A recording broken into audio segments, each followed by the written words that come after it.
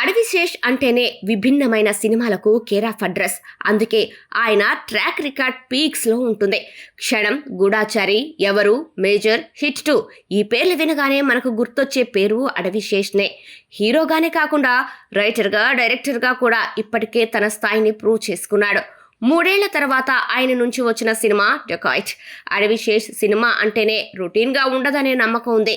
ఇక ఈ సినిమా విషయానికి వస్తే స్క్రీన్ ప్లే కాస్త స్లోగా అనిపిస్తుంది. క్లైమాక్స్లోని ఎమోషనల్ సీన్స్తో కథనాన్ని ముగించిన తీరు మెప్పిస్తుంది. అడవిశేష్ తన మార్కు నటనతో ఈ సినిమాను భుజాన వేసుకున్నాడు. 2 విభిన్నమైన గెటప్స్లో అదరగొట్టాడు. సినిమాలో మృణాల్ది బలమైన పాత్ర. సరస్వతి పాత్రను మృణాల్ తనదైన స్టైల్లో చేసుకుంటూ వెళ్ళిపోయింది. లాజిక్స్ పక్కన పెడితే మేకింగ్ అండ్ టేకింగ్ పరంగా దర్శకుడు సక్సెస్ అయ్యాడు. భీమ్ సిసిరిలియో సంగీతం సినిమాకు మరో ప్లస్ పాయింట్.